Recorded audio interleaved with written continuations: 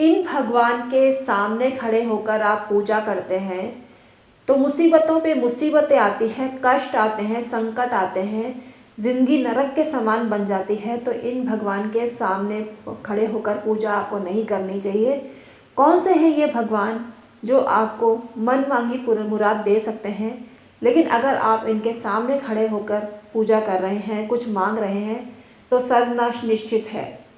तो आज का वीडियो इसी पर केंद्रित है। आपके मन में आ रहा होगा मैं कौन से भगवान के बारे में आपको बता रही हूँ। तो आपको बता दूं कि सभी भगवानों की पूजा शुभ होती है, श्रेष्ठ होती है और आपको मन मांगी मुराद पूरी होती है। लेकिन एक ऐसे भी भगवान हैं जिनके सामने आप खड़े होकर पूजा करते हैं तो आपका जीवन नरक के समान बन जाता है।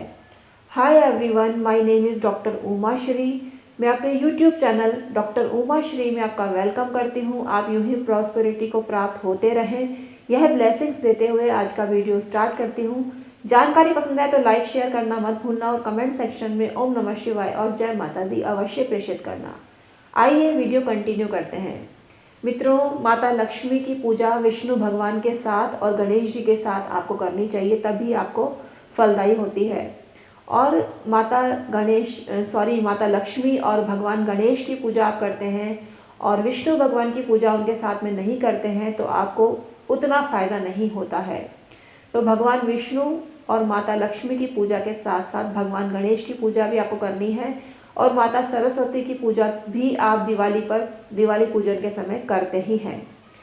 इनसे आपको फ़ायदा होता है, धन का दरबार आपके जीवन में खड़ा हो जाता है, धन का संसार आपके जीवन में खड़ा हो जाता है। इसी प्रकार से आपने गणेश जी की पूजा आपने की ही होगी, लेकिन खड़े हुए गणेश जी की पूजा कुछ ही मंदिरों में होती है। ये उनका स्ट्रॉन्ग स्वरूप होता है, तो आपको सोच समझ के पूजा करनी चाहिए। अगर आप उनकी सिद्धि कर लेते हैं तो आपका जीवन संकट में नहीं पड़ता, बल्कि आपका कोई बाल भी बांका नहीं कर सकता है अगर आप खड़े गणेश जी की पूजा करते हैं। इसी प्रकार से पंचमुखी हनुमान जी की पूजा श्रेष्ठ होती है, वास्तु दोष का निवारण करती है और भगवान हनुमान जी की पूजा आप करते हैं तो आपको फ़ायदा मिलता है। लेकिन अगर आप शिव जी का पूजन शिव पंचायत का पूजन घर में करते हैं तो आपको विनाश मिलता है और आपकी कोई मनोकामना पूर्ण नहीं होती है। घर में पारस शिवलिंग की पूजा ही श्रेष्ठ होती है, नर्मदेश्वर शिवलिंग की पूजा ही श्रेष्ठ होती है। तो एक रूल आपको फॉलो करना चाहिए। खड़ी हुई लक्ष्मी का पूजन भी श्रेष्ठ नहीं होता है। खड़ी हुई लक्ष्मी व्यावसायिक प्रतिष्ठानों में या बैंक इत्यादि में पूजी जाती हैं और वहीं उनको लाभ मिलता है। घर में कभी भी घर गृहस्थी वालों को खड़ी लक्ष्मी की पूजा नहीं करनी चाहिए, धन का विनाश होता है।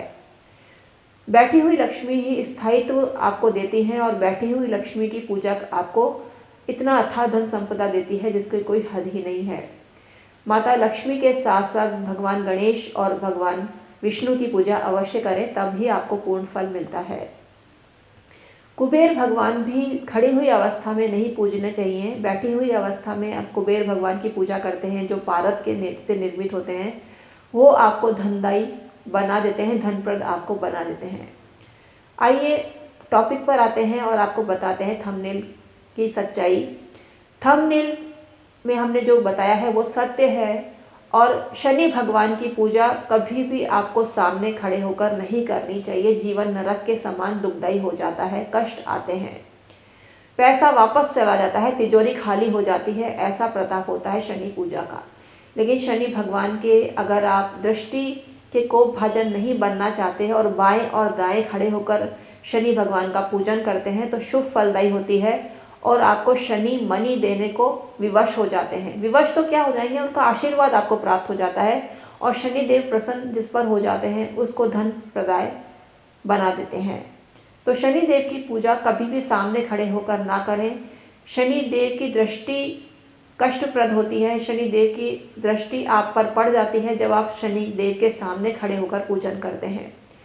बाएं या दाएं खड़े होकर पूजन करते हैं तो वो शुभ फलप्रद होती है और आपको शनि का कोप भाजन नहीं बनना पड़ता है। ऐसा करने मात्र से आपकी ज़िंदगी सुखदायी बन जाती है और आपको फलदायी बन जाता है आपकी तिजोरी का माल।